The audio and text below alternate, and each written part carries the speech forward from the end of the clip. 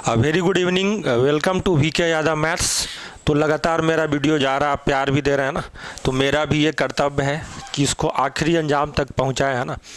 तो ये आपका बिहार एसआई मेंस के लिए जो प्रीवियस पेपर हम लोग का चल रहा है उसका ये लास्ट पेपर ही है ना। तो शुरू करते हैं सेशन को बिना वक्त गवाए हुए।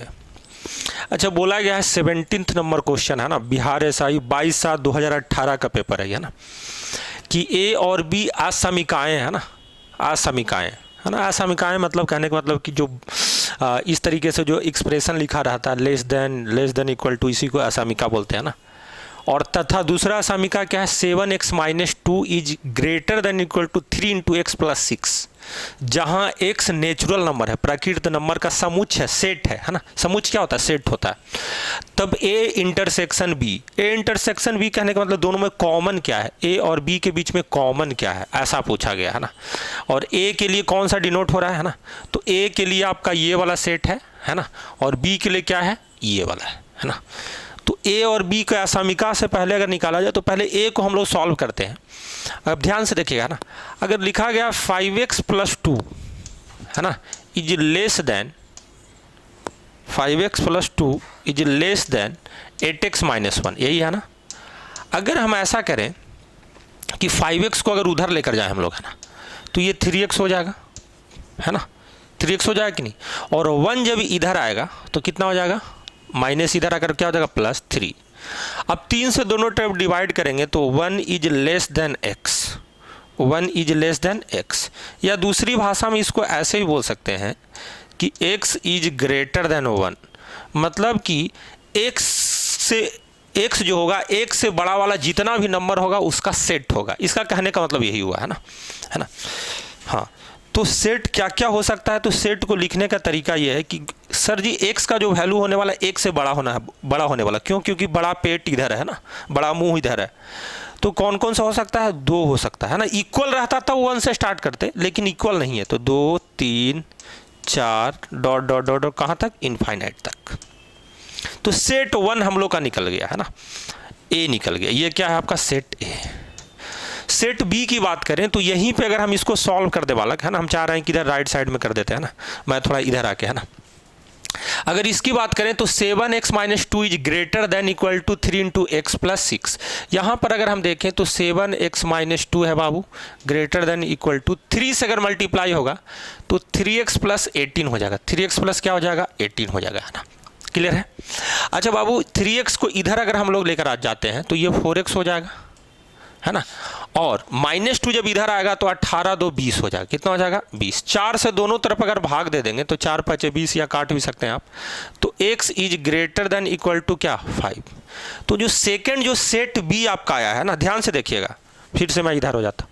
जो सेकंड जो सेट बी आया है, बी में बोला गया है, ध्यान से देखिएगा, बी में बोला गया है कि x का जो वैल्यू है ना 5 और उससे बड़ा होने वाला जितना वैल्यू है सब होगा, मतलब इंक्लूडिंग 5, इंक्लूडिंग क्या, 5 6 7 8 9 इनफाइनाइट तक, कहाँ तक, इनफाइनाइट तक। और इसमें भी 5 आ रहा था, इसमें भी क्या आ रहा था, 5 आ रहा था। अब आपको निकालना है a इंटरसेक्शन b क्या होगा, a इंटरसेक्शन b क्या होगा। a इंटरसेक्शन b मतलब इन दोनों में कॉमन क्या है, तो देखिए कॉमन तो यहाँ 5 से इन्फिनिटी तक वाला, और इधर भी 5 से कहाँ तक वाला, इन्फिनिटी तक, क्योंकि 5 से ही स्टार्ट हुआ ये, और इसमें 2 से स्टार्ट हुआ था, तो ये तो कॉमन पार्ट है ही नहीं। तो 5 से कहाँ तक, इन्फिनिटी तक। ये आपका आंसर है। उम्मीद करते हैं कि जिनका छूट गया होगा पहले का 9 10th का है ना सेट वगैरह, उनको आम भाषा में समझ में आ गया होगा। तो I hope everything is good है ना। और मैं चलता हूँ आगे बालक है ना, अगले क्वेश्चन की ओर। चलिए क्वेश्चन नंबर 2, यदि 2p = 1 है तो p + 1 का मान क्या होगा है ना। 2p = 1/2 है, 2p = 1 है तो p + 1 का मान क्या होगा है ना। तो p बराबर बाबू बहुत आसान है ना, अगर देखा जाए तो बहुत आसान ही दिख रहा है ना। हाँ, तो क्वेश्चन यही था ना एग्जैक्ट में, 1/2 + 1 5/2। तो ठीक है, देख लेते हैं क्वेश्चन को, बहुत ही आसान है, घबराने की जरूरत आपको है ही नहीं। हम बोलेंगे गुरुजी है ना, 2p = अगर 1 है, 2p बराबर कितना दे रहा है, 1, तो हम बोल सकते हैं p बराबर 1/2। p बराबर क्या 1/2। और आपसे पूछा है क्या, आपसे पूछा है p + 1 का मान क्या होगा। तो दोनों तरफ 1 ऐड करने पर, दोनों तरफ क्या ऐड करने पर 1 ऐड, तो 1/2 प्लस कितना हो जाएगा 1। तो ये हो जाएगा 2 LCM 2 + 1 3/2। 3/2 कोई ऑप्शन नहीं है बाबू, है ना। तो आई थिंक वेरी गुड, है ना, 3/2 ऑप्शन नहीं है। तो मे बी क्वेश्चन अलग होगा या 3/2 ही आंसर होगा, दो ही चीज़ है ना। तो आप देख सकते हैं 2p = 1, तो 1/2 हो गया p बराबर, तो कुछ p² + 1 वगैरह होगा, है ना। तो आई थिंक जो भी रहेगा इस तरीके से आप बना देंगे, है ना। ठीक है, 10 संख्याओं का औसत 8 है। यदि प्रत्येक संख्या में 14 से गुना किया जाता है तो नई संख्याओं के सेट का औसत क्या होगा, है ना। तो देखिए, अगर औसत 8 है, सब नंबर में 14 से गुना करेंगे तो औसत में भी 14 से गुना होगा बाबू। अगर सभी नंबर में 14 जोड़ते तो औसत में भी 14 जुड़ता है ना। अगर सभी संख्या में 14 घटाते तो औसत में भी 14 माइनस होता है ना। तो ये सिंपल लॉजिक है, आप इसके लिए आपको घबराना नहीं है। कोई भी नंबर का सेट लेकर आप एवरेज लिखेंगे और उसमें प्रत्येक नंबर में 8 से गुना करेंगे तो एवरेज में भी 8 से गुना हो जाएगा, है ना। तो सिंपली इस क्वेश्चन का जो आंसर हो जाएगा, है ना, ठीक है, सिंपली इस क्वेश्चन का आंसर जो होगा बाबू, देखिए ध्यान से समझ लीजिएगा, है ना, मैं बता ही देता हूँ। ठीक है, गुड, ठीक है। हाँ, मैं ये कह रहा हूँ बालक, हाँ, कि अगर आपका बहुत सारा 10 संख्याओं का सेट है ना, या कितना भी संख्या का सेट हो सकता है, इसका औसत कितना है बाबू 8। अगर सभी संख्या में अगर आप 14 से गुना करें, every number is multiply by 14, है ना, every number is multiplied by 14, then average must be multiplied by 14 also. तो 14 8 है कितना 112। अगर सभी नंबर में 14 अगर जोड़ते तो 14 जुड़ जाता एवरेज में भी, है ना। सभी नंबर में अगर 14 घटाते तो घट जाता, है ना, भागा देते तो भागा हो जाता। तो उम्मीद करते हैं ये बात आपको समझ में आ गया होगा। अब चलते हैं अगला क्वेश्चन की। 13 संख्याओं का औसत 38 है। यदि प्रथम 7 संख्याओं का औसत 36 है और अंतिम 7 संख्याओं का औसत कितना है 40 है, तो 7वीं संख्या क्या होगी। तो देखिए, ये question previous year Bihar SI में पहले भी आ चुका है, जिसको सेट नंबर 1 में हम करवा दिए, है ना। तो इस क्वेश्चन में हम ज़्यादा वक्त नहीं लेंगे बाबू। इस क्वेश्चन का डायरेक्टली शॉर्टकट ये था कि गुरुजी 13 संख्याओं का अगर औसत 38 है ना, तो जो कुल योगफल जो हो जाएगा 13 × 38 हो जाएगा, है ना। 13 इंटू क्या हो जाएगा 38 हो जाएगा। और प्रथम 7 संख्या का योगफल और अंतिम 7 संख्या का योगफल लेंगे तो 14 अंक, टोटल 14 संख्या आता है ना। और 14 में से 13 संख्या का योगफल को अगर घटा देंगे तो जो बीच वाला जो 7वीं संख्या है वही हमारा आंसर आएगा, है ना। वही हमारा क्या आएगा आंसर आएगा। क्योंकि बाबू 7 7 14 अंक हो रहा है, 7 पहला से लेकर आखिरी 7वां अंक होगा और आखिरी जो 7वां होगा, है ना, जो 7वां से लेकर क्या होगा 13 तक जाएगा, है ना। 7 8 9 10 11 12 13, तो 7 2 बार इंक्लूड हो रहा है ना। पहले भी इस कंसेप्ट को मैं समझा दिया हूँ। तो आपको कुछ नहीं करना है, आपको ऐसे लिखना है कि गुरुजी 7 इंटू कितना हो जाएगा 36, है ना, प्लस अंतिम 7 कितना 7 इंटू कितना 40। इन दोनों को जोड़ना है गुरुजी और इसमें से इसको क्या करना है माइनस करना। तो देखिए 36 सत्ते कितना होता है 252 होता है, और बाबू 40 सत्ते कितना होता है 280 होता है। इन दोनों को जोड़ दें तो 2 5 8 13 का 3 2 2 4 1 5, 532 में से घटाना है, कितना घटाना है बाबू 13 इंटू 38। तो देखिए बाबू 13 इंटू 40 कर दीजिए और उसमें से 26 घटा दीजिए क्योंकि 2 कम है ना। तो 520 माइनस 26, 520 माइनस क्या 26, 520 माइनस 26, ये भी आप कर सकते हैं ना। मैं ऐसे ही एग्जाम में करता हूँ, यह तरीका है। 38 इंटू 13 गुना करने से बढ़िया है कि इसको 40 मान लें। 40 इंटू 13 552, 520 माइनस 2 एक्स्ट्रा ले लिए थे तो 13 दूनी 26 घटा दें। तो 532 में से अगर 12 जाएगा बाबू, है ना, माइनस जब निकालेंगे तो ये 12 हो गया। अब माइनस से फिर माइनस गुना होगा तो माइनस माइनस प्लस, तो 26 12 कितना हो जाएगा 38 हो जाएगा। आई थिंक 38 आंसर होना चाहिए। थोड़ा बहुत सिली मिस्टेक होगा उसको माफ़ कीजिएगा, है ना, क्योंकि मैं क्वेश्चन बनाकर नहीं आता हूँ बालक, है ना।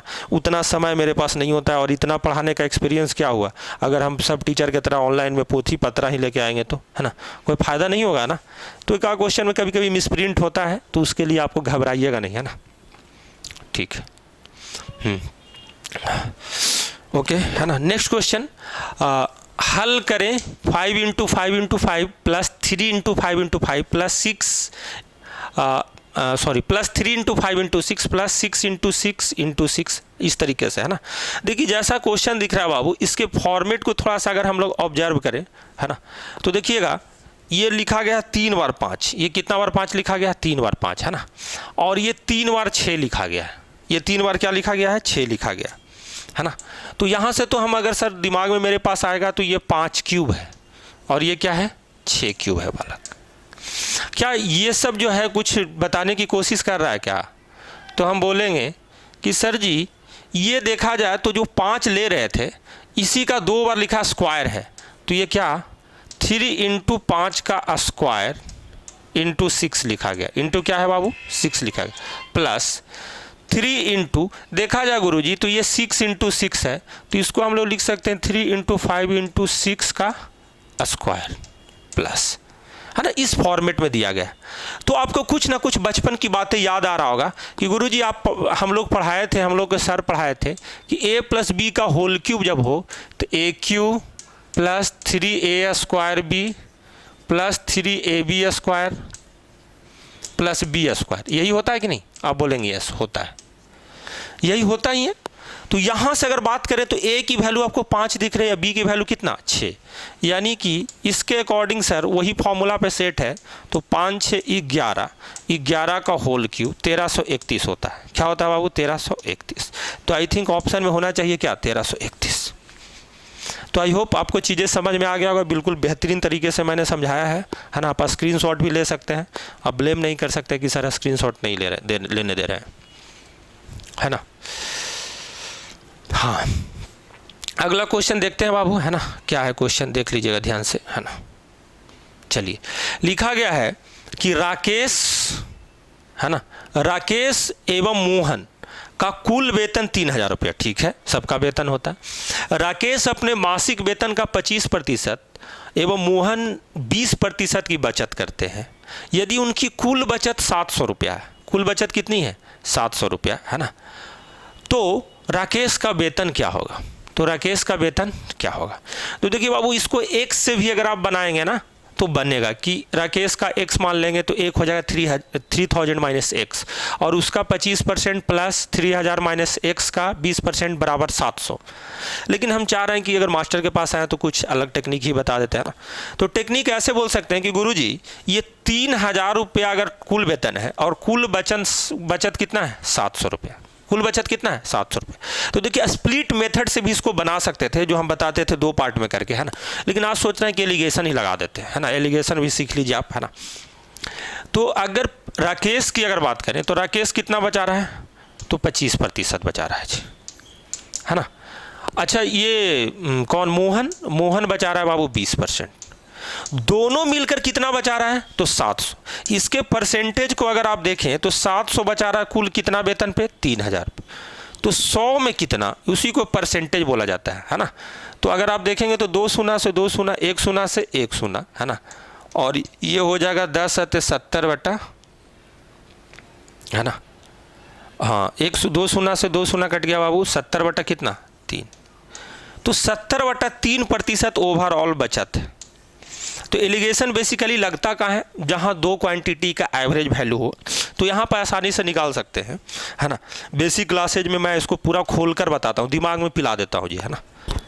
ठीक, अब बाबू घटाने की बारी आएगी तो अब घबराने लगेंगे। एलिगेशन में एक ही टेक्निक होता है, बड़ा माइनस छोटा, इसके अलावा कुछ नहीं होता। जो किताब वगैरह में लिखा रहता है वो सब के लंद फंद के चक्कर में नहीं रहना। हाँ, 2 ही चीज़ याद रखना होता है एलिगेशन में, बड़ा माइनस छोटा, है ना, बड़ा माइनस छोटा। और दूसरा रेशियो किसका निकलेगा? तो रेशियो निकलेगा उसके इनकम का, क्योंकि 25 का 100% पार्ट क्या है? अपने वेतन का खर्च कर रहा है ना। तो वेतन या इनकम उसका कितना हो जाएगा? जो रेशियो में आएगा वही होगा, है ना। तो देखिए बाबू, इसको हल करने के लिए भी एक तरीका है कि अगर डिनोमिनेटर में 3 है तो सबको 3 से गुना कर दें। रेशियो में कोई फर्क नहीं पड़ता किसी भी कांस्टेंट से गुना करने पर। तो ये हो जाएगा बाबू 25 × 75, 75 में से 70 गया तो 5, 20 × 60, 70 - 60 जाएगा तो कितना? 70 में से 60 जाएगा तो कितना बाबू? 10। यानी कि इनके वेतन का अनुपात 2:1 है। कितना है? 2:1 है ना। कुल वेतन कितना था वो 3000। तो हम बोल सकते हैं गुरुजी 2 + 1 कितना होता है? 3 यूनिट। 3 यूनिट बराबर कितना है बाबू? 3000। तो 1 यूनिट की वैल्यू कितना हो जाएगी बाबू? 1000। 1 यूनिट की वैल्यू कितनी हो जाएगी? 1000। आपको दिख सकता है ना। कभी कभी मैंने अपने वीडियो को एनालाइज किया था, है ना। कभी कभी हम इधर ही रह जाते हैं जी, लोगों को दिक्कत होता है। आपसे पूछ रहा है किसका? तो राकेश का वेतन। राकेश कितना यूनिट है? 2 यूनिट। 2 यूनिट बराबर कितना हो जाएगा बाबू? 2000 रुपये। आई होप स्क्रीनशॉट भी आप ले सकते हैं, आपको कोई दिक्कत नहीं है ना। तो 2000 रुपया करेक्ट आंसर। बाकी मेथड अपने पास 3 और है ना, लेकिन सबको एक साथ फायर करना उचित नहीं है। मैं चाह रहा हूं कि मैक्सिमम क्वेश्चन आपको दिखा दूं एग्जाम के पहले, है ना, क्योंकि बहुत भरोसा दिखा रहे हैं लोग हम पे, है ना। चलिए अगला क्वेश्चन, किसी धनराशि पर 2 वर्ष में 5% वार्षिक दर से चक्रवृद्धि ब्याज एवं साधारण ब्याज का अंतर कितना है? 15 रुपया। तो धनराशि ज्ञात करें। देखिए अगेन इस क्वेश्चन को, मतलब इस क्वेश्चन के फॉर्मेट को मैं अपने छोटा वीडियो कंपाउंड इंटरेस्ट के पहला पार्ट में ही बताया है ना। तो उसमें बताया था कि इफेक्टिव रेट कैसे निकाला जाता है, प्रभावी दर, है ना। और जब भी 2 वर्ष या 2 वर्ष के नीचे की बात होगी तो एक ही फॉर्मेट काम करता है बाबू, है ना। जो फॉर्मेट क्या होता है समझ लेते हैं।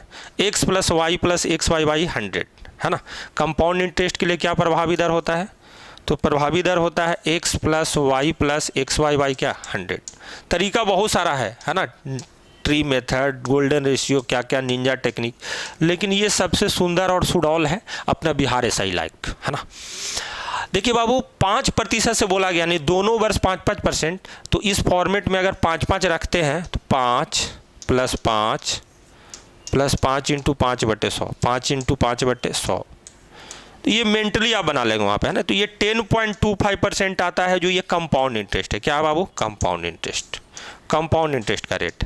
लेकिन 2 साल के लिए आपसे CI - SI दिया गया। तो CI - SI सिंपल इंटरेस्ट 5 दूनी 10%, सीधा सीधा यही होता है जी, है ना। इसको अगर माइनस करेंगे तो CI - SI का रेट क्या आएगा? ये वाला आएगा। CI - SI का रेट क्या आएगा बाबू? 0.25% ही आ जाएगा। तो सिंपली आपको मूलधन चाहिए, धनराशि चाहिए, यानी मूलधन पे अगर 0.25% अगर लगाएं तो जो मिलने वाला राशि है क्या मिलने वाला है? 15 रुपया। कितना मिलने वाला है? 15 रुपया, है ना। तो परसेंटेज हटाने के लिए 100 से भागा, डेसिमल हटाने के लिए भी 100 से भागा, क्योंकि 2 अंक के बाद डेसिमल है। 25 चौका 100, 15 चौका 60, पर डबल सुनना, मतलब 6000 रुपया प्रिंसिपल होगा बालक। तो ये ऑलरेडी मैं पढ़ाया हुआ हूँ। जो लोग मेरे वीडियो को सीरियस ले रहे होंगे, है ना, वो उनको मज़ा आ रहा होगा। जो भी छोटा छोटा मैं वीडियो डाल रहा हूँ ना, मैं इफेक्टिव ही पढ़ा रहा हूँ, जितना में आप SI निकाल सकते हैं जी, है ना। तो स्क्रीनशॉट भी आप ले सकते हैं। बिल्कुल मैं हट गया ना, 2-3 सेकंड तो स्क्रीनशॉट के लिए काफ़ी है। ठीक है, आगे चलते हैं बालक और अगले क्वेश्चन की ओर चलते हैं। चलिए, ये आया था बिहार SI 10/12/2018। 18 वाइंडिंग बाइंडर 12 दिनों में 1200 पुस्तकों की बाइंडिंग कर सकते हैं। तो 24 दिनों में 800 पुस्तकों की बाइंडिंग करने के लिए कितने बाइंडर की आवश्यकता होगी, है ना। सीधा सीधी बात है, बाइंडर एक आदमी है बाइंड करने वाला, है ना, ऐसा बोल सकते। तो देखिए बालक, अगर फॉर्मेट की अगर बात करें तो फॉर्मेट ऑलरेडी मैं टाइम एंड वर्क के छोटा वीडियो में समझाया हुआ हूँ कि कितने तरीके के क्वेश्चन टाइम एंड वर्क में बनते हैं ना। कॉम्प्लेक्सिटी को छोड़ दिया जाए, टाइप कितने होते हैं, उस टाइप में बहुत सारा कॉम्प्लेक्स बनाया जा सकता है, लेकिन टाइप होते हैं एक्चुअल में कितना, तो वही 9-10 टाइप होते हैं। उसको मैंने डिटेल बता दिया था, है ना। ठीक, तो क्या होता है बाबू format? M1 D1 H1, M1 D1 H1, और इफिशियंसी दिया गया है तो E1, नहीं दिया है तो कोई दिक्कत नहीं। YW1 = सेम चीज M2 D2 H2 E2, है ना, E2 YW2। इसके साथ में आप ऐड कर सकते हैं, अगर मजदूरी अगर रहे, है ना, क्या रहे मजदूरी, वेजेज 1, है ना, वेजेज 1 और वेजेज 2 भी लिख सकते हो। वेजेज मतलब क्या होता है? मजदूरी, है ना, इसी के साथ, है ना। ये पार्ट 1 और ये पार्ट 2, इन दोनों का रेशियो हमेशा क्या होता है बाबू? बराबर होता है ना। तो पैसा वगैरह भी एग्जाम में आ जाए तो इसी फॉर्मेट में रख दीजिएगा, है ना। दूसरी बात कि M1 का मतलब बहुत विद्यार्थी समझता होगा ना कि सिर्फ मेन होता, नहीं, मेन भी हो सकता है, वोमेन भी हो सकता है, बॉय भी हो सकता है, मतलब पर्सन को डिनोट कर रहा है। पर्सन के साथ साथ अगर कुत्ता, बिल्ली, भैंस, इस तरीके के भी एग्जाम में क्वेश्चन आया है ना, विद्यार्थियों को कंफ्यूज करने के लिए, है ना, कि 10 बिल्ली 10 दिन तक लगातार एक चूहे मार रही थी, है ना, मतलब चूहा मारना काम के रूप में, है ना। ऐसा भी हो सकता है कि 10 पंप सेट मशीन जो है 10 दिनों में लगातार 10 दिनों तक लगातार इतना लीटर पानी निकाल सकता है, तो कितना मशीन को लगाएं, कितना लीटर पानी उस तालाब से निकाल ले। तो कुछ भी हो सकता है, मशीन भी हो सकता है, आदमी भी हो सकता है, जानवर भी हो सकता है, M1 M2, है ना, कुछ भी हो सकता है। ठीक है, अगर बात करें इस क्वेश्चन की, है ना, इसमें थोड़ा ज़्यादा मैं टाइम ले लिया, थोड़ा भावनात्मक हो गया बालक, है ना, क्योंकि भावना के साथ आप लोग जुड़े हुए हैं, है ना, जैसा कमेंट हम देख रहे हैं, है ना। तो 18 बाइंडर है, तो बाइंडर M1 की जगह आएगा, है ना, बाइंड करने वाला। 12 दिनों में, कितने दिनों में? 12 दिनों। कितने बना सकते हैं? 1200 पुस्तकों को बाइंड कर सकते हैं। तो वर्ग में आ गया, पुस्तक बाइंडिंग, पुस्तक जो हो गया क्या आ गया? काम के रूप में आ गया। तो फिर बराबर पूछा गया क्या बाबू?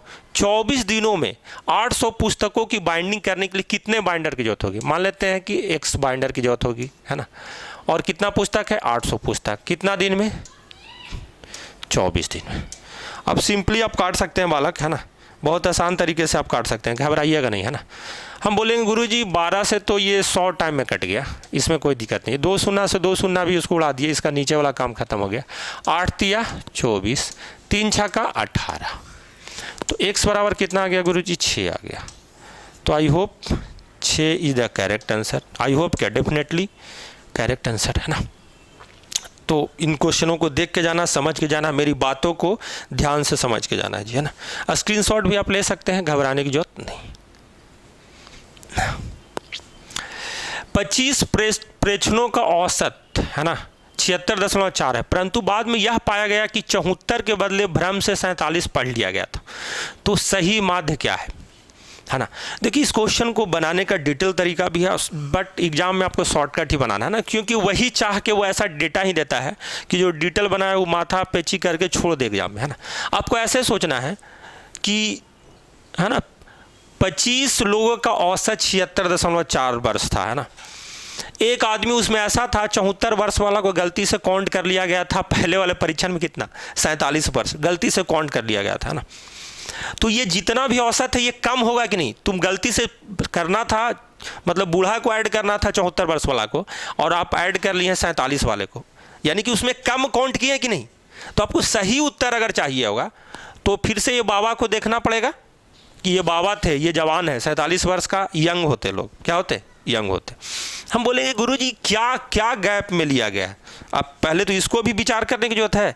हम बोलेंगे गुरुजी लेना था, सही लेना था कितना? 74।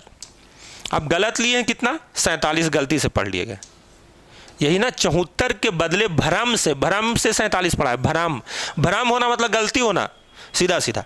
तो बोलेंगे 14 में से 7 गया गुरुजी 7, है ना, और ये बचा कितना? 6 में से 4 गया 2, यानी कि 27 गलती लिया गया। और 27 गलती लेकर क्या किया गया? कम उसमें आया होगा। पहले वाला में कितना आया होगा? कम आया होगा, जिससे कि औसत 76.4 था। मतलब कि 76.4 औसत एग्जैक्ट आना नहीं चाहिए। आप कम लिए हुए हैं, 27 कम लिए हुए हैं पहले से, तो 27 बढ़ाना पड़ेगा कि नहीं? अब बोलेंगे गुरुजी 27 तो कुल में बढ़ाना पड़ेगा, लेकिन ये जो 76.4 औसत ये प्रत्येक पे है ना, तो प्रत्येक पे ही बढ़ाइए, है ना। कुल का अभी तो मैटर ही नहीं है, हमको आंसर चाहिए प्रत्येक पे। सही माध्य क्या है? माध्य मतलब औसत। हम बोलेंगे कि गुरुजी ये अगर 27 कम था तो अगर 27 बढ़ा कर देंगे, 27 बढ़ा के देते हैं, ठीक है, उतना कम लिया था, लेकिन हम प्रत्येक लोग ये एवरेज है ना, तो हमको एवरेज में ही चाहिए। तो 27 कितने पर? 25 परीक्षण पर अगर बांटेंगे तो प्रत्येक के हिस्से में एक तो जाएगा ही, एक तो जाएगा ही। 25 से कम 25, और बचा कितना? 2/25। 2/25 को अगर हम देखें गुरुजी, तो 2/25 अगर पॉइंट मिले तो 25 8 200 लाने के लिए पहले 0 लगाना पड़ेगा, एक 8 लगाना पड़ेगा, है ना। और इतना हमको ऐड करना गुरुजी, इतना क्या करना है? ऐड करना औसत। तो 76.4 में बाबू दशमलव के बाद 0 कितना भी ले सकते हो, इसकी आज़ादी है अपने देश में, अपने देश में नहीं सब जगह। तो ये हो गया बाबू 77.48। तो ऐसे क्वेश्चनों में हमेशा लोग गलती करते हैं, है ना। देखो ऑप्शन भी कितना नज़दीक नज़दीक दिया है, जो हल्का फुल्का गरीब टाइप के लोग होगा ना मैथ्स में, उसको जी गड़बड़ हो जाएगा, है ना। कोई 8 देखेगा तो बोले अरे ये नहीं होगा तो यही होगा, है ना, ऐसे भी करता है एग्जाम। तो आप ध्यान से समझ लें ना, जो गलती होगा वो गलती को सुधारना। एग्जाम में ऐसा भी आ सकता है 47 की जगह 74, तब घटाना पड़ेगा बाबू, है ना। अपनी भावनाओं को कंट्रोल रखेंगे, ये नहीं कि गुरुजी बोले हैं जोड़ने तो हम जोड़ ही देंगे। हाँ देखो ये क्वेश्चन बड़ा शानदार आया है ना, ये ट्रेन से रिलेटेड है। बिहार एसआई 10/12/2018 को आया था ना। बोला है ट्रेन ए नई दिल्ली से प्रातः 3 बजे चलती है और अलीगढ़ 4 बजे पहुंचती है। अरे प्रातः 3 बजे निकलती है ना, और 4 बजे प्रातः 4 बजे पहुंच जाती है, मतलब 1 घंटा में पहुंच जाता है ना। जबकि दूसरी रेलगाड़ी प्रातः 3 बजे अलीगढ़ से निकलती है और नई दिल्ली 4:30 बजे पहुंच जाती है। बहुत बढ़िया। तो दोनों ट्रेन एक दूसरे को कब पार करेगी, दोनों एक दूसरे को कब पार करेगी या कब मिलेगी, है ना। जो लोग दिल्ली अलीगढ़ नहीं गए होंगे वो ये अज्यूम करके चलेंगे, है ना, कि पटना से लेकर बक्सर या आरा, है ना, इतना ही मान लो, बीच में कहीं पार करेगा बिहटा उहटा में, है ना। एक ट्रेन इधर से चला, एक ट्रेन उधर से चला। तो इस क्वेश्चन में अगर देखा जाए तो क्या क्या पॉइंट हम लोग को कंसीडर करने की जरूरत है वो समझते हैं। देखो एक दिल्ली से ट्रेन है, एक दिल्ली से ट्रेन निकली, है ना, कितना बजे निकली है 3 बजे, और पहुंच जाती है कहाँ अलीगढ़, कितना बजे पहुंचती है तो 4 बजे पहुंच जाती है मॉर्निंग में, है ना। दूसरा ट्रेन अलीगढ़ से निकलती है कितना बजे 3 बजे, अलीगढ़ से कितना बजे निकलती है 3 बजे निकलती है और 4:30 बजे पहुंचती है। इधर से भी 3 ही बजे निकली है और इधर से कितना पहुंची 4:30।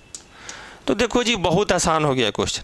देखो हो सकता है कि इस बार चेंज करके दे दे एग्जामिनर, है ना, इधर से 3 बजे खोला इधर से 2 ही बजे खोल दे, ऐसा भी कर सकता है ना। तो कोई दिक्कत वाली बात नहीं है, जो प्रोसेस हम बता रहे हैं उससे आप चलेंगे तो सही हो जाएगा ना। देखिए ये अगर इधर से आ रहा है और ये इधर से आ रहा है तो डिस्टेंस दोनों सेम ट्रेवल कर रहा है कि नहीं। हाँ तो डिस्टेंस अगर सेम ट्रेवल कर रहा है बाबू तो 3 से 4 1 घंटा में ये डिस्टेंस को ट्रेवल कर ले रहा है। अगर ये 3 से 4:30 जा रहा है तो 1/2 घंटे में ये ट्रेवल कर रहा है। 1/2 घंटे में क्या कर रहा है ट्रेवल कर, मतलब सेम डिस्टेंस को 1 घंटे लग रहा है बाबू, एक को क्या लग रहा है 1.5 घंटे लग रहा है ना। ठीक है, तो हम बोलेंगे कि सर जी एक जा रहा है 1 घंटा के स्पीड से, मतलब सॉरी 1 घंटा में एक सेम डिस्टेंस को, और दूसरा जा रहा है कितना 1.5 घंटा, मतलब 3/2 घंटा में।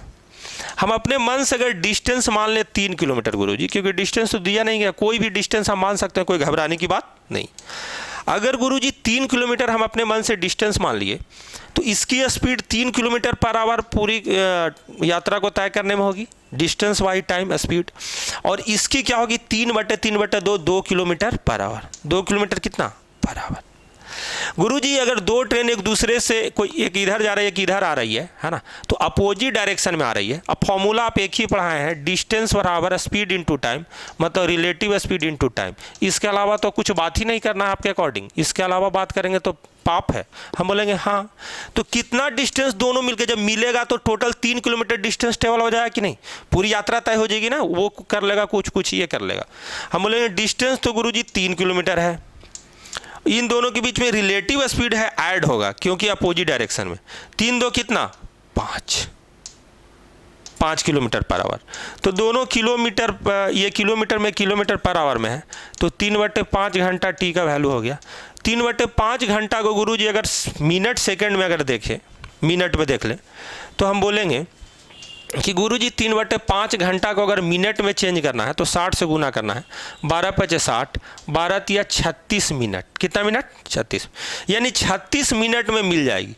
तो 3 बजे दोनों ट्रेन खुली है तो 3:36 प्रातः मिल जाएगी, सायम होने का तो चांस ही नहीं है ना।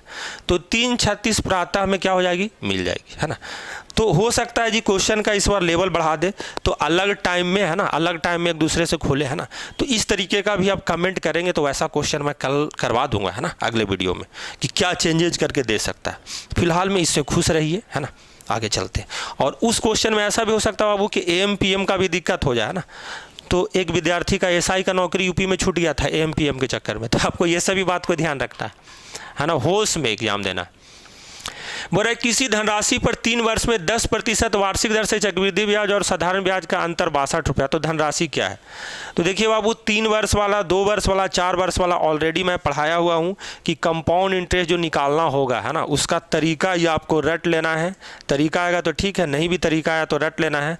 ये पालतू क्वेश्चन है, SSC, बैंक, रेलवे सब जगह आता है। देखो 2 वर्ष होगा तो CI जो होगा बाबू 21%, 10 + 10 × 10। 3 वर्ष आएगा बाबू तो 33.1%, है ना, कंपाउंड इंटरेस्ट के बारे में। अगर 4 वर्ष आएगा बाबू तो 46.41%। ये एकदम पालतू है ना, ज़्यादातर एग्जामिनर इसी पे देता है। पढ़ाते पढ़ाते हमको अनुभव हो गया। CI, है ना, CI, ठीक। ये बाबू कैसे आया ये आप उस वीडियो में देख सकते हैं जो पहले मैं कंपाउंड इंटरेस्ट पढ़ाया हूँ। देखिए बाबू अगर 33.1% है तो सिंपल इंटरेस्ट तो 10% के हिसाब से 3 साल में डायरेक्टली 10 या 30%। ये तो महात्मा गांधी जैसा है। तो 30% अगर घटा देंगे तो 3.1% CI - SI बचेगा कि नहीं? आप बोलेंगे यस सर, बचेगा ही, है ना। अगर बात करें प्रिंसिपल के पास जाएं, बोलें कि CI - SI का रेट लगा रहे हैं कितना, 3.1%, 3.1%, क्या प्राप्त होगा? तो हम बोलेंगे कि जो अंतर यहाँ जो दे रहा चक्रवृद्धि ब्याज और साधारण ब्याज का वो 62 रुपया। कितना बाबू? 62। बोलेंगे गुरुजी प्रतिशत हटाने के लिए 100 से भागा देना पड़ेगा और दशमलव हटाने के लिए 10 से भागा देना पड़ेगा एक ही अंक में। और 31 दूनी कितना होता है? 62। तिरछा तिरछा गुना करेंगे तो प्रिंसिपल बराबर 2 पे 3 शून्य, यानी कि 2000 रुपये इसका सही उत्तर रहा। आप स्क्रीनशॉट भी ले सकते हैं, इन भावनाओं को व्यक्त भी कर सकते हैं, है ना, कमेंट के थ्रू कि सर इसमें बहुत ज़्यादा कष्ट है, तो इसको और भी मैं अगले वीडियो में एलोबरेट कर दूंगा, है ना। फिलहाल मैं आई होप इंजॉय कर रहे होंगे आप लोग, और चलते हैं हम अगले क्वेश्चन की ओर। चलिए देखिए क्वेश्चन, है ना। क्वेश्चन पढ़ते हैं। एक संख्या को दोगुना करके इसमें 8 जोड़ते हैं, फिर संख्या के 6 गुना करने पर, फिर प्राप्त संख्या के 6 गुना करने पर संख्या 108 प्राप्त होती। तो संख्या क्या? ये 8वीं या 7वीं क्लास का क्वेश्चन है बाबू, है ना। इस सब में ज़्यादा बकवास नहीं करेंगे, आप क्वेश्चन पढ़ेंगे तो आपको पता चल जाएगा। बोला एक संख्या को दोगुना करने पे, संख्या मान लेते हैं बाबू x है, संख्या क्या है? x। ज़्यादा ट्रिक फ्रिक के जो चक्कर में रहेगा ना वो तिहार जल जाएगा जी, है ना। तो संख्या है कितना बाबू? x। तो इसको दुगुना करेंगे तो 2x, और दोगुना करके उसमें 8 जोड़ते हैं। 8 क्या करते हैं? जोड़ते हैं। फिर प्राप्त संख्या, प्राप्त संख्या क्या? यही ना प्राप्त संख्या है, दो जोड़े हो तो जोड़ोगे वही प्राप्त होगा ना। इसको 6 गुना करने पर 108 प्राप्त होता है। तो 6 गुना किए तो नया प्राप्त कितना मिला? 108।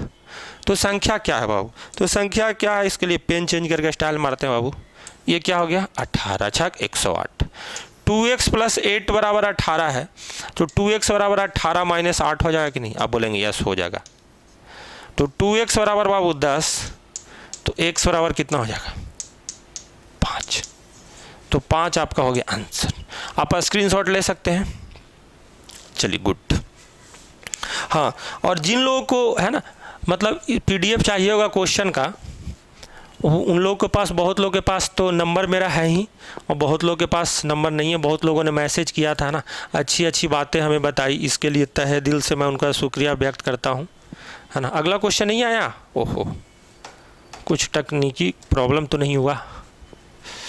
तकनीकी प्रॉब्लम जब होता है, अच्छा गुड।